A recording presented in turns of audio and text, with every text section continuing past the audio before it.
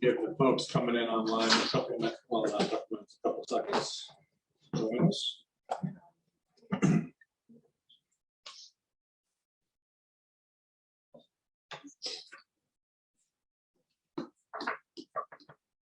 With that, we'll call the December regular board meeting to order. Welcome those in attendance here with us on Rubicon, and welcome those participating via Zoom.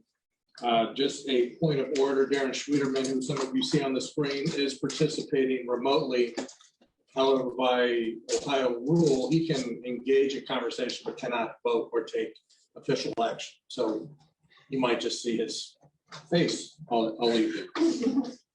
This will be our last meeting of 2021, so kudos to making it through 2021. And a really quick announcement that Mike Miller and Cassie Dar's final meeting.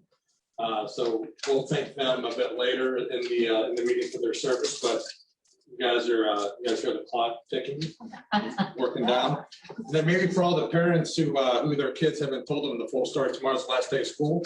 Then exams start Wednesday, Thursday, and Friday. So if you've not been read into that information, you're on notice. Just to be clear, it's 7th through 12th grade. Oh, detailed, Dr. Amy. Yeah, 7 through 12. So the K through 6 get away. The third graders saying, "Hey, we're done." That's true. That's true. So, Gina, will you call the roll, please? Mrs. Dar? Here. Mr. Doyle? Here. Mr. Miller? Present. Mr. Wilson? Here. Great, thank you. And if you would stand and join me in the Pledge of Allegiance. I pledge allegiance to the flag of the United States of America and to the republic for which it stands, one nation, under God, indivisible, with liberty and justice for all. Great, thank you. May I please have a motion to adopt this evening's agenda? So moved. Second. Gina. Mr. Miller? Aye. Mrs. Dar? Aye. Mr. Will? Aye. Mr. Wilson? Aye. And a motion, please, to approve the November 15, 2021 work session and regular meeting minutes. So moved. Second. Gina. Mr. Miller? Aye. Mr. Wilson? Aye. Mrs. Dar? Aye. Mr. Doyle? Aye. Dr. Amy, accommodations of public comments. Yeah, I have one commendation. It's kind of a longer one, but answering a call for local artists and volunteers, Oakwood students and staff recently came together with others from around the Dayton area to create a mural with an important message. The Suicide Prevention Committee, which is part of the Montgomery County Prevention Coalition, commissioned the mural. The Oakwood staff members, Mrs. Kuntz, Mrs. Savino, Mrs. Mullen, Mrs. Ostick, and Mrs. Keys joined the project to support the goal of creating a visual reminder of Old North Dayton's unique population and overall strength. Oakwood High School students who participated in the project said that the goal made an impact on them. One of the students said, "People need to start seeing and accepting that although my life isn't what you may want or expect, it's mine and it has value." You can see the mural at 416 Troy Street in the Old North Street. A pretty cool project. That's cool. Lots of students and staff came together to be part of that. Great, thank you. We're going to move to public comments, and I think we start with Brad, who is coming in online. So, Brad, do you hear me? Yes, hello. And as before, 3 minutes, please. And as you get close to that 3 minutes, I'll try to give you a heads up, maybe 30, 45 seconds in advance. So when you're ready. Yeah, I don't think my comment is actually that long. One of the subjects that has come up recently has been the inclusion of LGBTQ persons in curriculum, in various things in school books, etc. And there was a comment made at the last school board meeting that I just wanted to sort of express where myself and where my family with our kids are on this issue. There was this sort of opinion expressed that there was LGBT indoctrination, I think was the term. First, just the point, there's no such thing as LGBT indoctrination. That's just not a thing. But the point that I wanted to make on this issue is I see it as a real binary. I don't think there's compromise here. You either accept and affirm and include LGBTQ persons as a part of, our community. They are present in our schools as parents and as students. You either accept and affirm or you judge and condemn. And this is a public school. We're not going to be engaging, and the school should not be engaging in judging and condemning. And what I have heard put forward is this notion of neutrality, that the school isn't neutral by accepting the reality of LGBTQ persons in our community, and that neutrality somehow means maybe we just shouldn't talk about it, that we shouldn't have people who are gay or trans present in stories, in books, in history, in our schools, because it's somehow controversial. And frankly, that position disgusts me. The test that I often go to in terms of thought, although anti-Semitism is still a thing, is just whatever community we're talking about. It's like, oh, gay people are controversial, so they shouldn't be in our children's stories. So just replace that and say, Jews, maybe we shouldn't have Jews in our children's stories. And for most Americans, I think they bristle at that sentence. And if you're bristling at that sentence with one group or another is in that sentence, maybe let's reflect on what is being asked for here in the name of neutrality. So I just want to put forward that for my kids and my family, that the acceptance and affirmation and inclusion of LGBTQ persons is important. And I would be shocked if the school decided, oh, let's hide, let's brush this under the rug, let's hide this away. There's always going to be issues concerning ethics and values that you want to instill in your children that will conflict with the public school. It's the public school. It's the place for everybody. I already only have a preschooler. He's 4 years old. He's already come back and said things that, I'm sorry? Just begin to wrap it up. You figured 3 minutes. He's already come back and said things that sort of don't jive with how I want to have him raised. But that's something that we deal with at home, and we navigate the complexities of reality in that way. So that was just my point. I'm very frustrated that to see in the 21st century people trying to fight the full inclusion of all people in our community, in our schools. Thank you.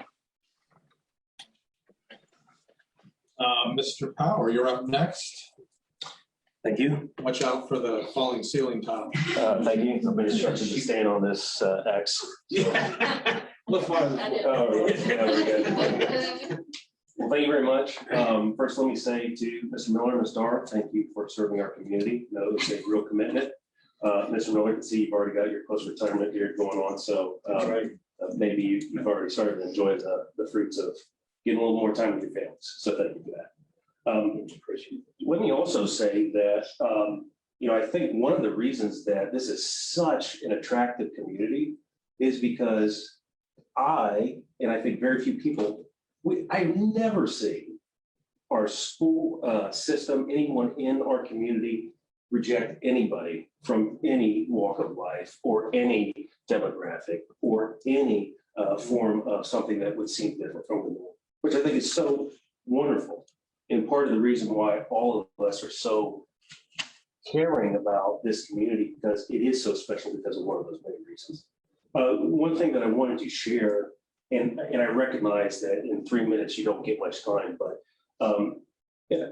there has been so much that we've talked about as a community leading up to the school board election and then beyond. And I know there's going to be some considerations for academic changes or curriculum going into next year. And kind of as a person that really wants to continue to see the community heal, one thing that I thought about that might be useful to offer up is, just as an example, on this subject of CRT, and I know nobody actually wants to hear that. Going above that, I think the concern for some parents is really this. It's not what we call whatever it is that we teach or anything else. If for some reason in our curriculum, we were going to elevate one group of people because of race or belief or background, where they came from, or the contrary, demote somebody else because of those same categories, if we were going to do that, parents like me would just want to opt out of that curriculum. That's really the bottom line. I don't think there is necessarily a systemic or institutional push for that. We've heard, I think, comments to that end. I just want to offer that up as a bit of, if I can, reconciliation to help bring the climate down a little bit. You know, like maybe some of you, I was at the Christmas lighting event last night. Thought there were going to be more lights, but it was okay. But it was just great to see community members come out from all walks. And again, being somebody that maybe is in the political minority within our community, understand that I appreciate all of you. I appreciate our new candidates. I appreciate all of our parents, all the people that connect online and everywhere that we see them. We're all going to be together for a long time. I just wanted to offer some of that up as a thank you, and maybe something to help kind of explain some of the other issues that have been maybe talked about within our community the last couple months. All right, thank you very much. God bless you.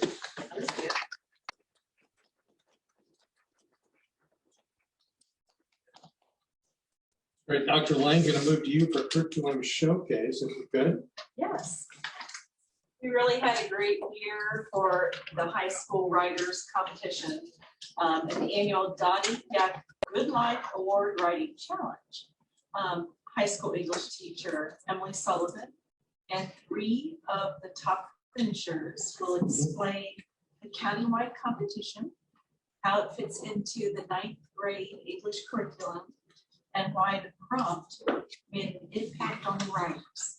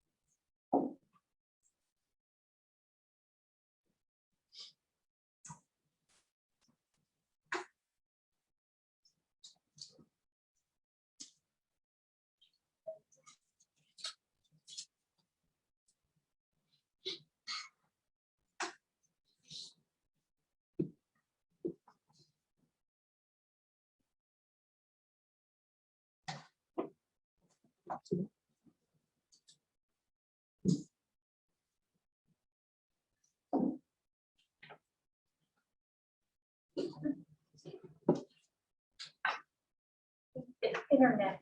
I mean, My Amazon order. I've always been fond of the assignment and the opportunity for our students to extend themselves.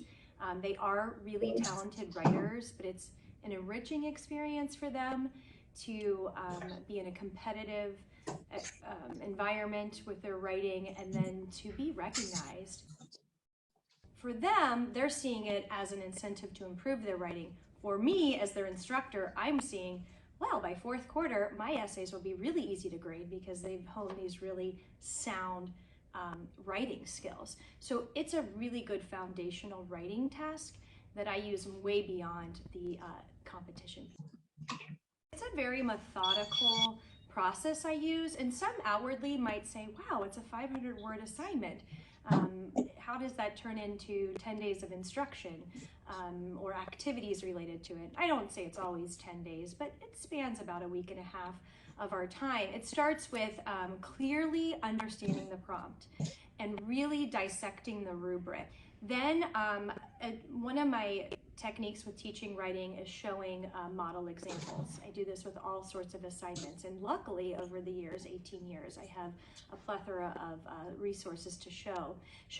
So we explore and we annotate and we discuss and dissect exemplar pieces. This year we used one from Janie Woods, who's a senior and won second place, and then Sylvia Vanderberg as well, who won fourth 4 years ago.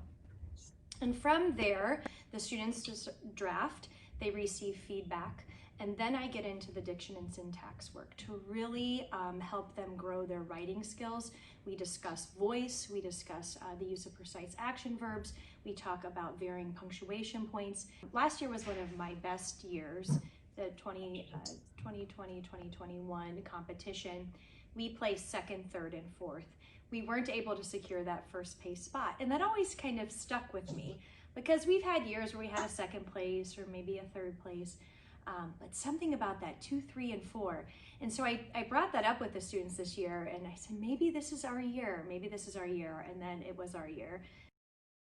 I was actually really surprised when I got the call because I submitted it and I didn't tell my parents because I didn't think like anything would happen. I've been surviving for 15 years. That will never change. What I do to achieve survival will.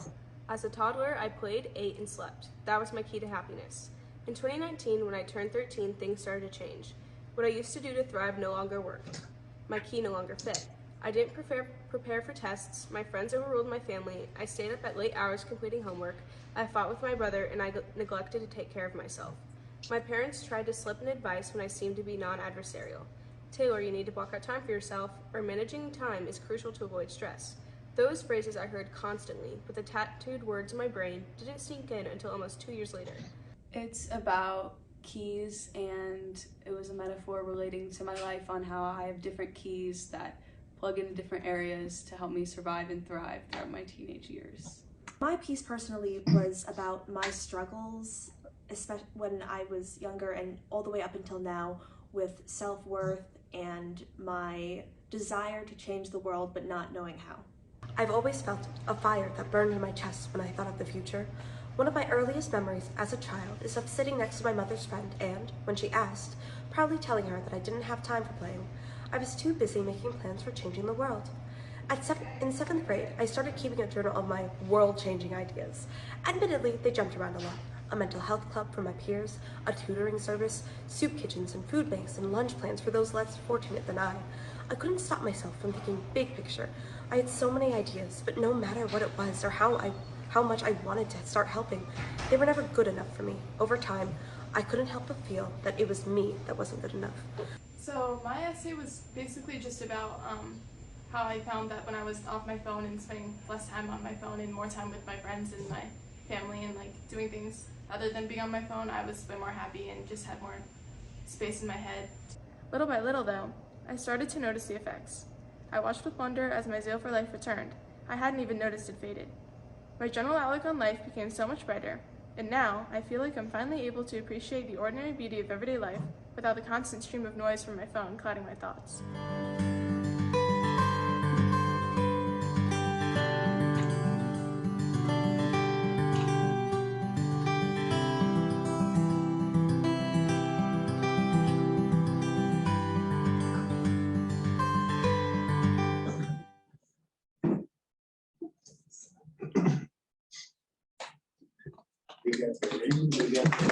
We got everything.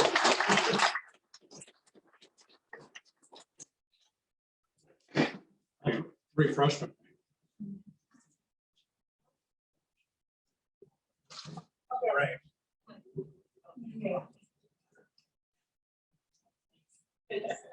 Good to see you. Frank, haven't seen you in a while. Unexpected. Not expecting Frank, right? No. All right. Good. Thank you for that, Kimmy. It's fun to see. Always fun to see what the kids are up to. Move now to board reports. No, but I'm good, Mr. Wilson. I've got a couple. All right. The first one's from Alumni Association. So Caitlin Roman is the new Alumni Association Director for Oakwood Schools. Caitlin started orientation November 29th. She was working closely with the OSF, Amanda Venable, Amy Martin, Sandy Branham, and Tracy Hale to transition into the new position. For student alumni ambassadors on Tuesday, December 12th, Alumni Association Director Caitlin Broham, OSF Administrator Director Bree Andrews, and Oakwood Schools Foundation Board Member Ashley Coyne will meet with student alumni ambassadors to pass out care packages for upcoming finals and also to brainstorm on exciting things to come in the spring. And again, I apologize if I'm butchering any names. Communication, Caitlin will be taking over communication with alumni. This will include social media, email, newsletters, and phone communications. She will continue Trivia Tuesday and Throwback Thursday posts. I thoroughly enjoy those. She hopes to start Feature Friday, where alumni will be featured for their accomplishments, whether personal or professional. I'm looking forward to it. Caitlin has introduced herself to class reps via email, but we'll be making phone calls and meeting alumni in person over the next few weeks.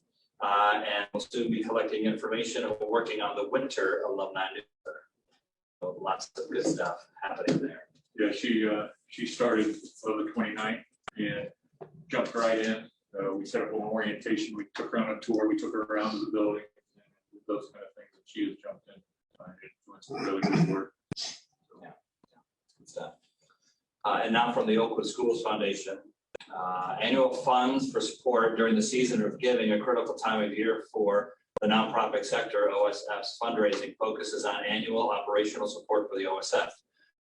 The annual appeal celebrates the core work of OSFs and serves as a reminder of this work to the community. This year, the piece folded in Flourish in a way that we hope will enhance both Flourish and OSF's annual efforts. And to make your contribution, you can visit their website. The Howard Sales Scholarship, this effort launched the week of Thanksgiving, and a few lead gifts have been made that will support an award for a 2022 graduating Oakwood athlete of any sport. Fundraising to endow the scholarship for the future is in process and will continue to build on the successful momentum of the response to the Coach Howard Sales Memorial effort. A huge thanks to you, Bruce Parlamert and Hartley, both captains of Coach Sales' 1984 varsity team, who are leading the charge. Philanthropy 101, always good stuff. Oakwood students enrolled in Wall Street 101 with Miss Natalie Johnston and will present their final projects as part of the annual Philanthropy 101 contest. This year, students will be presenting on 5 local area charities. They are K-12 in Tejas, Therapeutic Writing Institute, the Kettering Backpack Program, Bog Ministries, and Montgomery County Animal Rescue Center. Judges include Joel Friedman, Vince Russell, Ashley Coyne, and Emma Butler. And Oakwood Schools Winter Grants, the grant application for winter and spring 2022 grants for teachers and Oakwood staff is now open. The Oakwood Schools Foundation has granted more than $960,000 in grants to fund innovative programs in classrooms, including ukuleles for Smith and Harmon students this fall. More information about past projects and how to apply for a grant can be found at their website, and applications will close in January. That's it. Thank you, John. Cassie, anything? Nope. Wanted to pause for Darren. Did you have anything? Also didn't want to make you unmute and have to say no, but okay, we'll just move forward. I think that is enough. Gina, budget and finance, please. Recommendation made to approve the attached and the now certifications. Does that be a motion to approve the recommendation of 5A? So moved. Second. Gina? Mr. Wilson. Aye. Ms. Starr. Aye. Mr. Well. Aye. Mr. Miller. Aye. Recommendation is made to approve the November 2021 financial report. And please have a motion to approve the recommendation of 5B. So moved. Second. Gina? Tiffany wanted to give an Oh, before, update okay, on let's ESSER jump there. funds.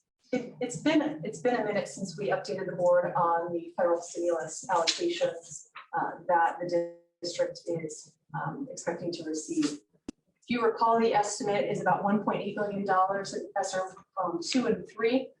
The period of availability is back to March of 2020 at the start of the pandemic stimulus initiative.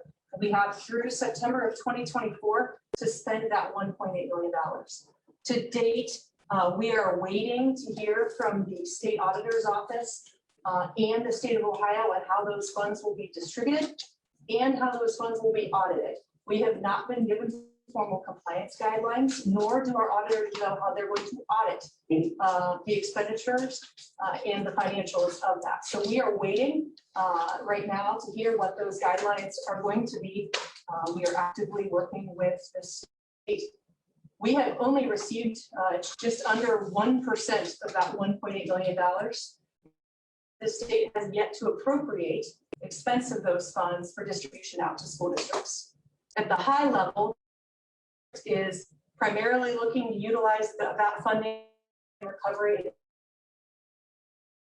that may exist.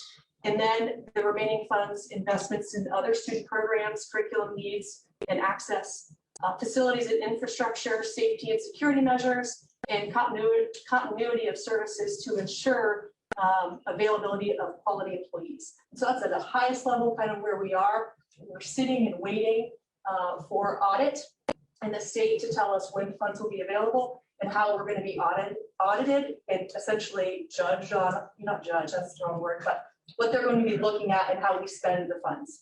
So until those things are released, we're sitting and waiting. The website's a great place to go out and look to see what exists in our continuity of service plan. Our extended learning plans are there. As we have updates, we will update that website.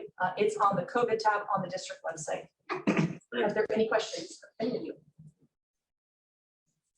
Any idea when you're going to get these guidance? I mean, we've been hearing this for 5 months now. Right, so audit's active in lots of school districts right now, and it is the piece that they are waiting on. Yeah. So I don't know, and I don't know when the state's gonna issue the appropriation, the proper appropriation to send the funds to school districts who have, moved forward with some things. The good news is we can retroactivate expenses. So with the essence of those 5 items, we can retroactivate and charge those things. Even if we're 2 fiscal years from now, we can backdate those expenses to the stimulus funds. And so there is that flexibility that we know about. And so we're just waiting on exactly what they're going to look at and what we need to do on the compliance side. And then obviously the availability of funds. Right now there is none. So Thank you, Tim. absolutely, thank you. Let's go for a vote on 5B. Mrs. Starr? Aye. Mr. Miller? Aye. Mr. Dwell? Aye. Mr. Wilson? Aye. For any unfinished business, none new business by the board. I have a recommendation to concur with appointment of Mr. Randall J. Honecker III to the Board of Trustees for Wright Library for the term commencing on January 1st, 2022 and ending on December 31st, 2028. May I please have a motion to approve the recommendation 7A? So moved. Second. Just as context, so it's what the board does in this instance. Board of Education only approves trustee appointments and levies, and the 7-member Board of Trustees controls and manages the library operation. So by a weird statutory wrinkle, the board takes this action on behalf of the library. So ready for a vote. Mr. Wilson? Aye. Mr. Miller? Aye. Mrs. Starr? Aye. Mr. Dwell? Aye. Dr. Ramey, administrative reports and superintendent recommendations, please. So item 8A is present for review is the high school and the junior high program of studies planned are to seek approval at the January board meeting. So that's just informational right now. We'll ask for approval then. Item 8B is recommendation is made to approve the updated 22-23 district calendar. We have a motion, please, to approve the recommendation at 8B. Second.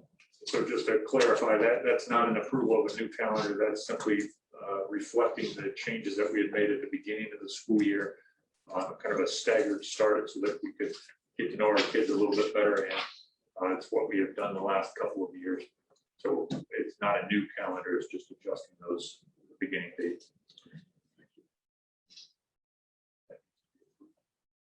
Mr. Miller? Aye. Mr. Wilson? Aye. Mrs. Starr? Aye. Mr. Dwell? Aye. Okay. Item 8C. Recommendation is made to approve the courses for family and consumer science as presented at the November meeting. There are 8 new courses that we're looking at for family and consumer science. Motion please to approve the recommendation at 8C. So moved. Second. Gina. Mr. Wilson, Aye. Ms. Starr, Aye. Mr. Weld, Aye. Mr. Miller. Aye. Item 8D, recommendations made to approve the course for botany as presented at the November board meeting. Any motion please for the recommendation found at 8D. So moved. Second. Gina. Mrs. Starr, Aye. Mr. Wilson, Aye. Mr. Weld, Aye. Mr. Miller. Aye. Item 8E, recommendations made to approve the course for high school financial literacy as presented at the November meeting. Any motion please for the recommendation found at 8. So moved. Second. Gina.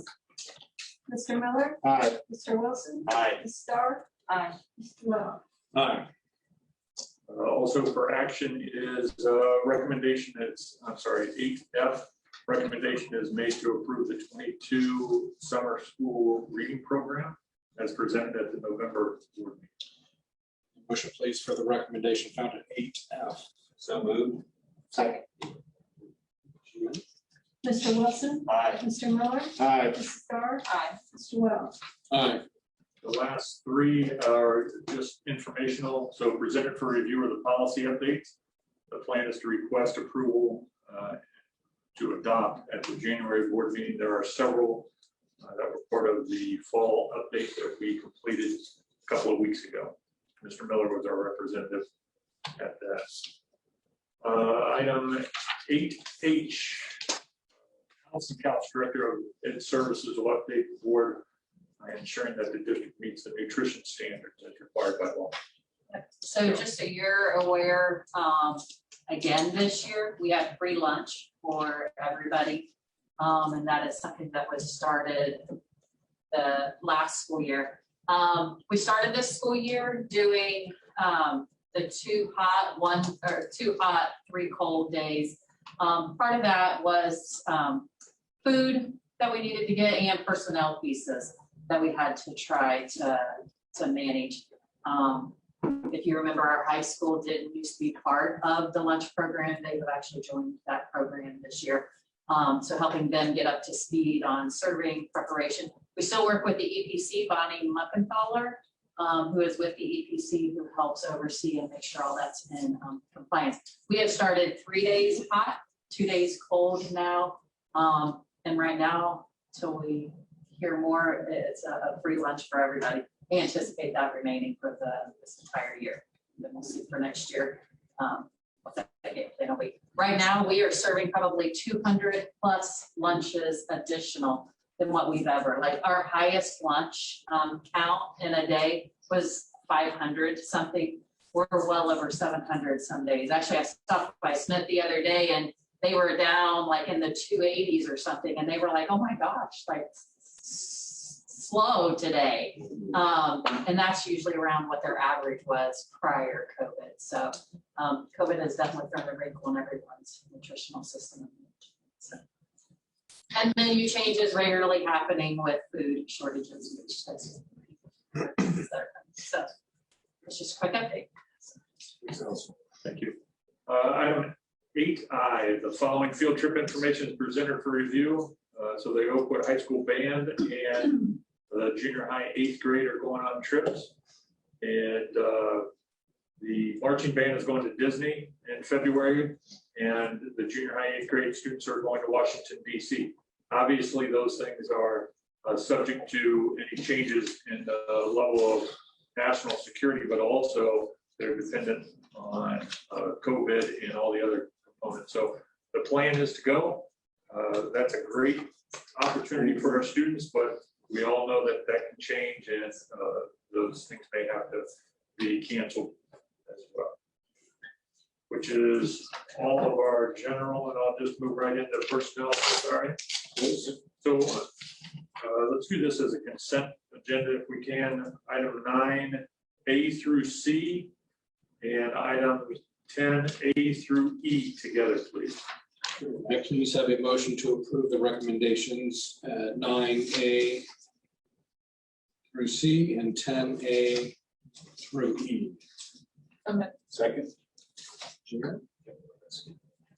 Mrs. Starr, Aye. First. Mr. Miller, Aye. Mr. Well, Aye. Mr. Wilson. Aye. Good, they were fighting for that last. Definitely. Ladies first. So before we go to an executive session, I'd like to just one, and I've said this a couple of times, but thank you both for your service. I know, Mike, you have served for 12 years now. This is your end of your 12th. And Cassie, this is the end of your 8th year. And so that is a lot, or that is a lot of meetings. So Mike, I figure you're over about 150, probably close to 160 when you talk about special meetings, much less any other things that are going. And Cassie, you're well over 100 in your meetings as well. So it certainly appreciate everything that you've done. And in particular, I'll share that Cassie, you came in the 4 months after I did. And we've gone through and you've been part of a lot of great decisions, and I appreciate your openness, your honesty, your willingness to push back as necessary. And it's been really nice having you as part of our board, and your expertise and your talent, and your commitment to our kids has been unquestionable. So thank you for that. And Mr. Miller, you know, I guess you've also accomplished quite a few things. I think one of the best things that you did was you were part of the original 5 that hired me. So thank you. Nice job on that. But again, I do appreciate everything that you've done. Your focus on kids is unquestionable. You always bring the conversation back to what's going on with the kids, and focus on the kids and our support staff and what are we doing for and how are we continuing to push forward has been very helpful, and your voice will be missed around the table. Plus, your total serious, unwavering, stoic nature is something. No, I appreciate your sense of humor, and it's been great. I appreciate that quite a bit. And we do have a couple of parting gifts that we'll give here. Go ahead and grab those. You can open them maybe later, but I'll spoiler alert what they are.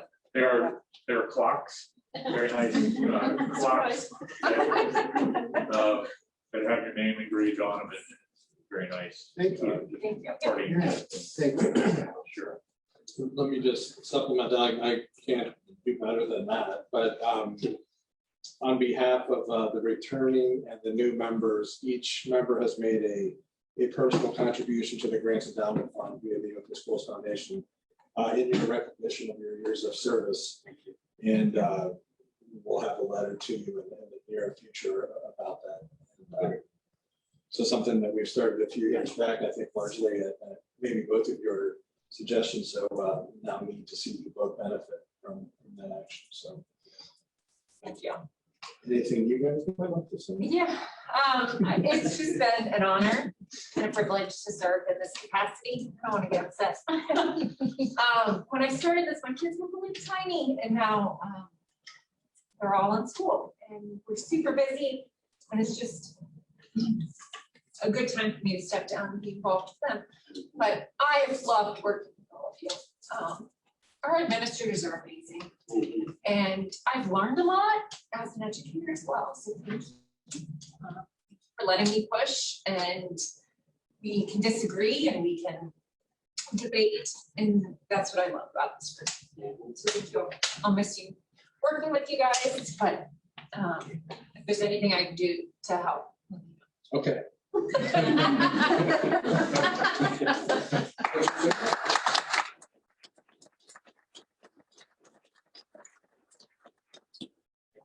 Yeah, well, 12 years is a long time. I went to Oakwood High School, graduated. It's my 40th high school reunion. And you go and you take a look at it and you think about, wow, I spent 12 of those 40 years back in an institution I couldn't wait to get the heck out of. Back in 1981. And, the district has been around for a long time. And my grandfather served here on the school board and wanted to follow up with that. Got involved because a friend of mine, Sam Davis, asked me to get involved with that. And you know, I've had a lot of change in these 12 years. As Cassie said, your kids grow up. You know, my kids were just early teenagers, and one's going to graduate from Ohio State Saturday with an engineering degree, and the other one just came home from Ohio University, finishing his first semester at med school. One of the things that I've really enjoyed about Oakwood is some of the stuff that we talked about today. So my brother-in-law, because Oakwood goes way past this little 2.2 square miles. And for the writing awards that we just saw right there, this is what he says to me, graduated in 1972. Mike, as you wrap up your service on the school board, facts like this should give you some real satisfaction. STEM and many other curricula are so important, but they still need to be communicated. As a past boss used to say, upon congratulations on achieving a terrific result, nothing happens by accident. So I'll pass along those kudos to you and fellow board members. In writing, it's always been a big, strong component. And I love being on the board. It is a great thing, but there's 8,700 hours in a year. And the kids are only in our district for 1,000. So without the community involvement in the support and the determination to make this work, there's just not enough hours in the year for us to be as successful as we have been without having a community fully engaged. And in these conversations that we're having, to have the mutual respect on both sides is that, you know, everybody's trying to do the best thing for our kids. And so after 12 years and seeing everything that's going on and everything else, I'm full, I'm complete, I'm satisfied. I've really enjoyed working together. But, so, since Dr. Ramey brought it up, this is, I was going to bring a lot of stuff, actually, Dr. Ramey, for you. Is that maybe you mentioned? That's what you want that spot. But one of the things that I liked about when we hired Dr. Ramey is he came with so many handouts. And so he gave us this little pamphlet. And in this little pamphlet, he wrote incredible things. I went back and looked at my notes on the interview because I kept all the notes on all that stuff. So he wrote it. And then, so he highlighted certain areas in these recommendation letters that he wanted us, you know, to pay attention to. But one of the things, in all seriousness, I went back and I looked at, and I've just been really proud to be able to say that, you know, I was one of the 5 that made that decision.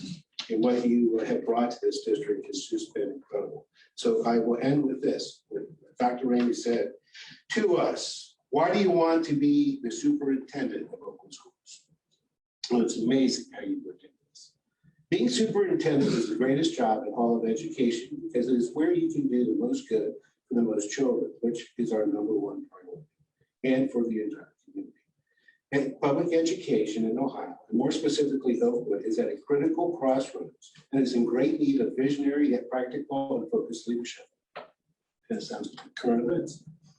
With the numerous mandates and initiatives being handed down from state and federal government, the demands from our stakeholders in the areas of safety, fiscal, and academic accountability, and the ever-present need to compete for students and to keep top quality families by ensuring the value of an open education is seen, I will provide strong, collaborative, yet decisive leadership as a visible and approachable superintendent. I can navigate the district through these difficult times with a calm and steady presence that the community and staff will want to follow to the next level. Oakwood has been and will continue to be a model district and one of the flagship districts in Southwest Ohio and the entire state. As the next leader, I will need to assume the helm and responsibility of not only guiding the district, but taking an active role in setting precedent and influencing the decisions of our legislators, ODE, and state. And for that, I'm very grateful for what you've done. So thank you all very much. It's been a pleasure to be your school board member these past 12 years.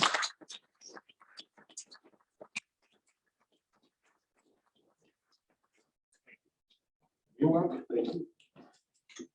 Without further ado, may I please have a vote for Gina? Recommendation is made to enter into executive session for specific purposes of considering the employment and compensation of public employees or officials. May I put that motion to move into executive session? Okay. Gina? Mrs. Starr? Aye. Mr. Miller? Aye. Mr. Rowe? Damn fit. Mr. Wilson? Aye. Board will move into executive session and then exit executive session without taking further action on behalf of the district and then adjourn the meeting. So thank you all for coming this evening and participating online. Have a great holiday and we'll see you next year. Yep.